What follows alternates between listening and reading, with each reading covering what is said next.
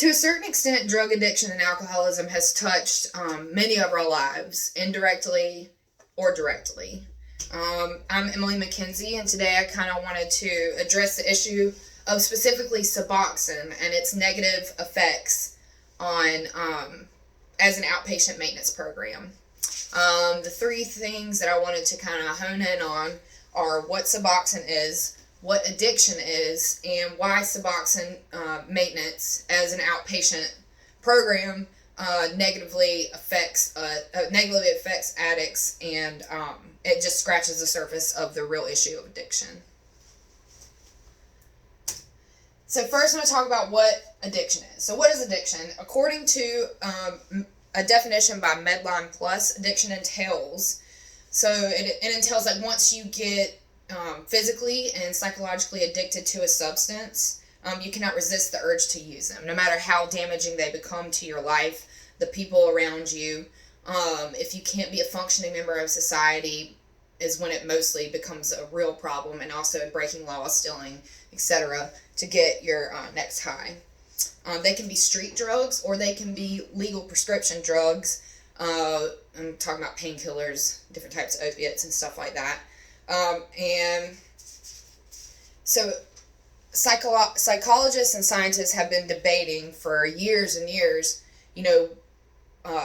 what the risk factors are for drug addiction, if you're predisposed to certain things in your childhood, trauma, things like that. If you're exposed to drug addiction early, they also debate on if it's a medical issue or if it's a psychological issue. And the conclusion that most have come to is that it requires an integrated treatment of the mind, body, and spirit.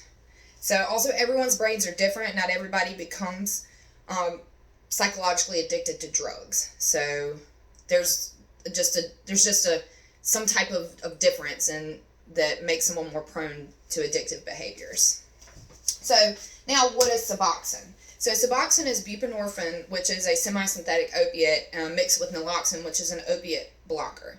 So now Suboxone binds to the opioid receptors, while naloxone keeps other opiates from binding to those receptors. So if you're on Suboxone and you try to take other opiates or do heroin, then you won't be able to feel the effects of those drugs. So it was first used as a taper for detox. Whenever you detox from opiates, you can go through withdrawal symptoms, make you literally feel physically sick, sweat, fever, nausea, throwing up, all the works. So they used it as a taper, and what that means is they'll give you a high dose and lower for 7 to 10 days until you're not physically dependent on anything anymore. So now it's used as a maintenance drug. So what they're doing is they're not admitting a lot of people and using it as a taper. They're more so marketing it to addicts to stay on this program and continuously use Suboxone every day of their life. Now the problem with that is a lot of addicts come into the doctor's office seeking some type of relief from their addiction to find that they're going to years later dependent on another substance.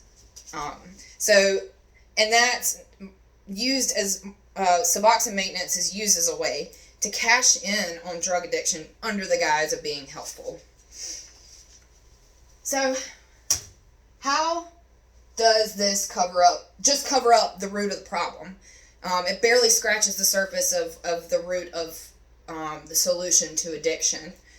So the basic premise of a Suboxone prescription is trading illegal drugs for a legal drug. It's a chemical, it's a substance that people get dependent on and can have withdrawals from too. And like I mentioned, people go in seeking relief from addiction, and they just find themselves dependent on something else.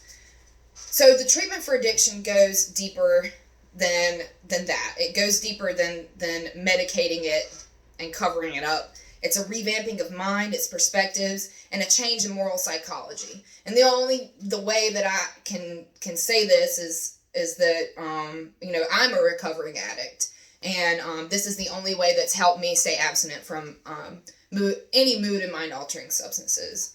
Also, something to take into consideration: Suboxone, as well as methadone, which is a drug very similar to it, has street value.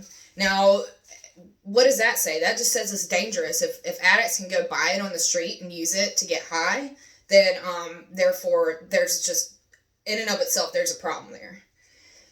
Now, like we mentioned earlier, it can be useful as a taper, and I believe that, in my opinion, is a good use for it, but not as an outpatient program. It's so expensive, and it is expensive to maintain, very much so. So in conclusion, we talked about what addiction is, what Suboxone is, and how this outpatient maintenance program just blankets the real issue of addiction and only really scratches the surface, barely.